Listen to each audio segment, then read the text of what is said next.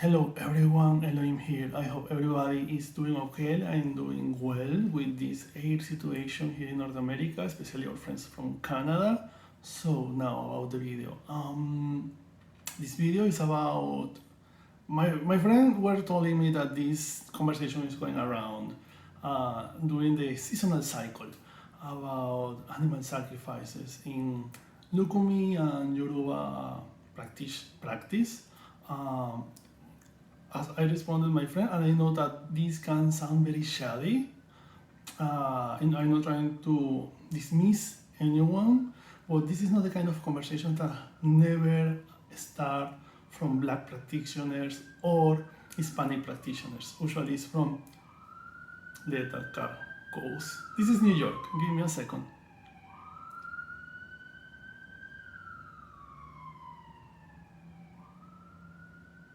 Okay, go back.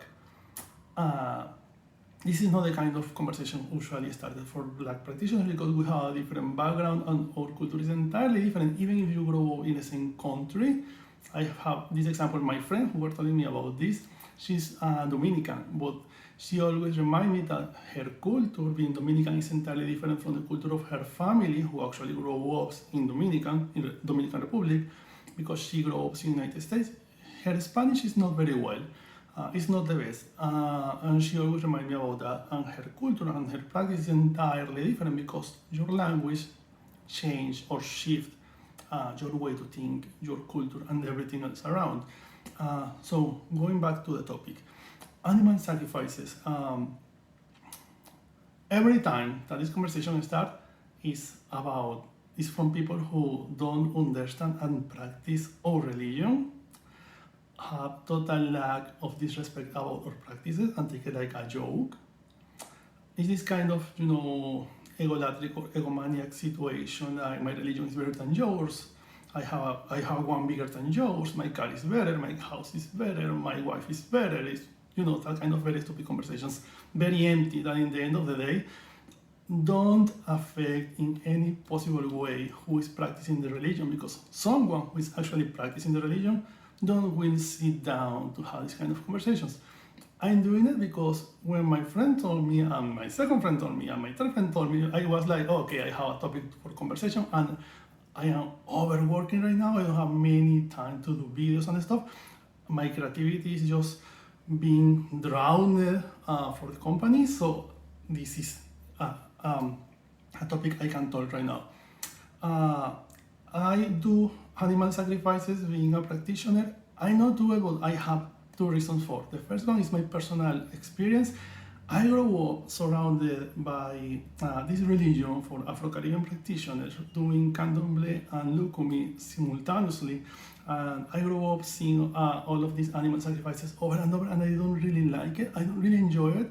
And I feel that when you start doing it, with the time you can lose a bit of your empathy or your not humankind or humanity, but I think that can start to feel very automatic because I see how my sisters and other people do it, and I don't want to go in that path because the first time it's like, oh, that fear that you're taking a life and everything else.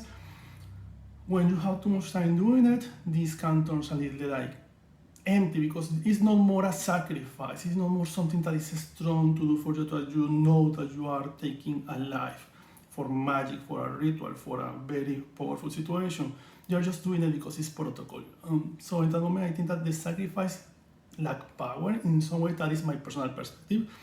The second thing is for take any animal sacrifice in Afro-Caribbean religions, like, oh, I was initiated, I'm gonna go to kill chickens and bulls and everything that is coming to me. No, it's a ritual knife, a ritual where they consecrate the knife that you decorate and they give you the knife back.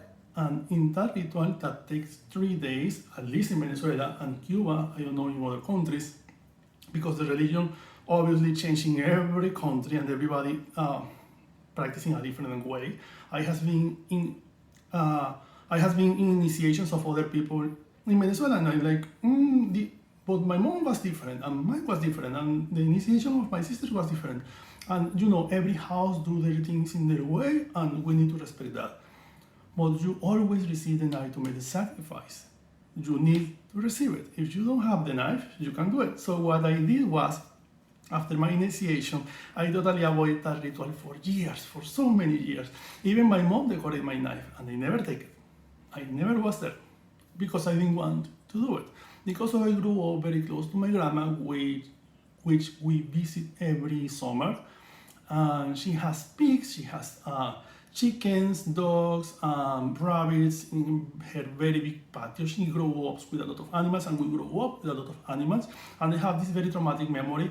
When I was 9 years old, I see the pig having babies.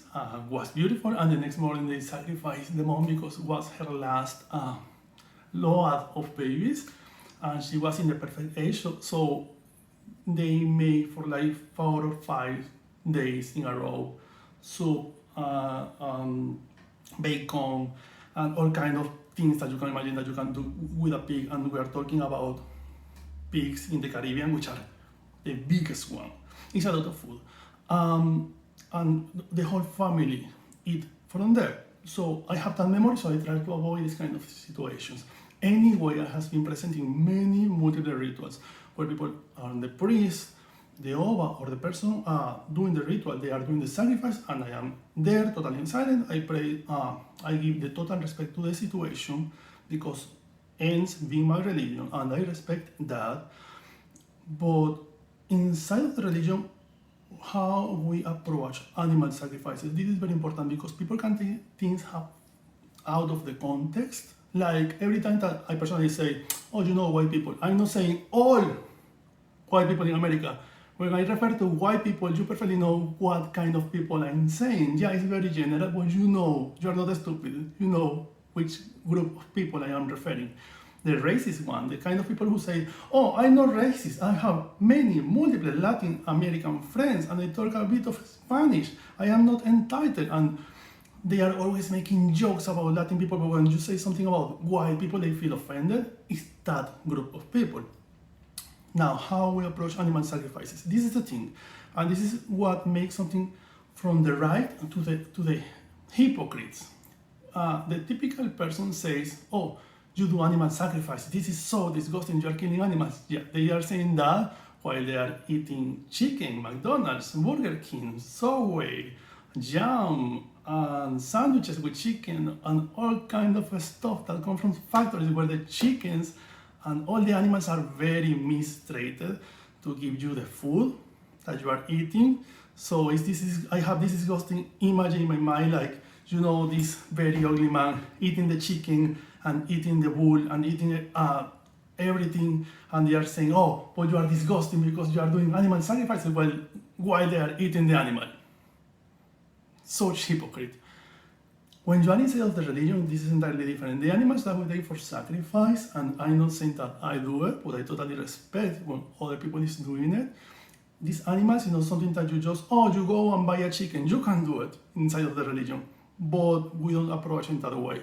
The chickens, or all the animals in general that we are taking for the sacrifice, they are usually grow up in a place surrounded by other santeros who give food to them, and these animals are always prepared for this sacrifice. From the moment that they are born, they are chosen for this. This is like their mission in life. They are animals, they grow up for this, and they are treated in a very different way to the other animals. They are not mistreated, because if the chicken has, I don't know, some kind of a scar in the face because it was fighting with another cock, you can sacrifice that chicken. If you go to sacrifice, I don't know, any other animal, and the animal have any kind of scars or the physical difficulties that you can perceive, that animal can be sacrificed, because you are giving this animal sacrifice to the biggest deities for you in your pantheon. You can't just take anything from the market. It's a high quality level here.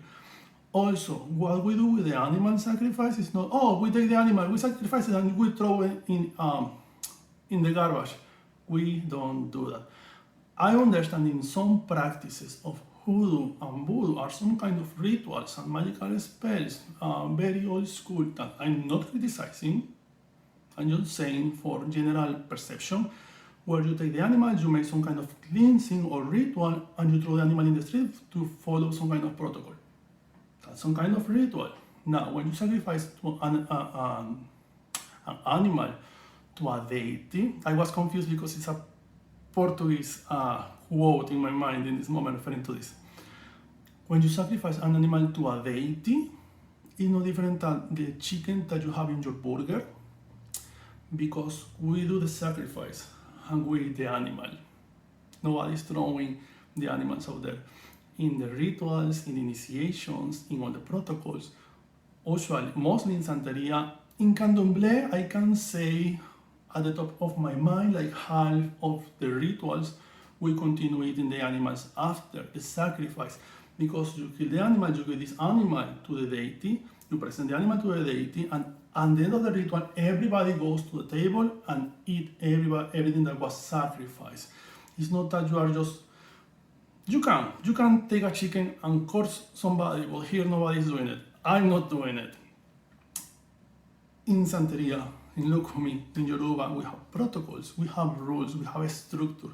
This is not something made up like 50 years ago that somebody says, oh, this is the ritual and we go to do it in this way and go to sacrifice the animals and this is a new religion and we are the real part of witchcraft and we are better witches than the other witches. This is not. This has centuries of history. Remember that Candomble, Yoruba Lucumí, Kimbanda, Umbanda, Mayombe, a little bit, Cariche, and I always forget Macumba. These 7 ones have a very big influence from the Afro-Caribbean trade in Latin America, in South America, Brazilian history. And for the slaves, giving animals in sacrifice to their deities was something very powerful, because when they were slaves, their religion, their faith was literally the one thing that they can keep them strong and can keep them continue doing the work to survive the slavery. So when you are making mock about, oh, but all the santeros are just killing chickens for cursing people and things like that, you are literally dismissing years of history from your very white entitlement and privilege, just saying, oh, you know, all your religion is crazy and looks crazy, and it's not. What we are doing is continue doing the rituals of veneration of our ancestors, of our padrinos, our grandmas, and how they grew up, how they survived this, and we continue repeating the rituals that they did. When we are, for example, cursing a person in lack of a better term in English, we are not just destroying that person, we are cutting bonds with that person using the sacrifice for that, and we give the animal to someone else. For example, one way of cursing is you curse the animal, you prepare the food, and you give the food to your enemy. They eat it and they will go away after 8 or 7 days. That is a very common ritual that we do in Venezuela. If you want to do a ritual for love, you put the spell in the animal, you put the spell in the spices, you prepare your obra, your offering, you sit down in the table, you give this offering to Oshun, you serve your fish and your camarons and all your water food, your fishes. Both people do it, and this is a fertility, love, passion ritual that people commonly do. So when you are just saying, oh, they are sacrificing chickens, yeah, we are doing it and we are very proud of that. Please don't take out of context our religion for your total ignorance and lack of commitment with our own kind. Thank you. Animal sacrifices, yes, are part of our religion. If you are not part of our religion, simply you don't have a voice here. I am not, for example, a Catholic person. I know they eat some kind of bread without salt or something like that in the church every Sunday or something like that. Is that my problem? It's totally not my problem, because I don't belong to that religion. It's not my problem what they do. Even if a Catholic person comes to me and say, that is poisoned, I will ask, and you know that? Yeah. And you want to eat it anyway? Yeah. Okay, your body, your rights, your religion, your rights. Not my problem. So that's everything I wanted to say about it. Bye. Have a nice day. Take care of yourself.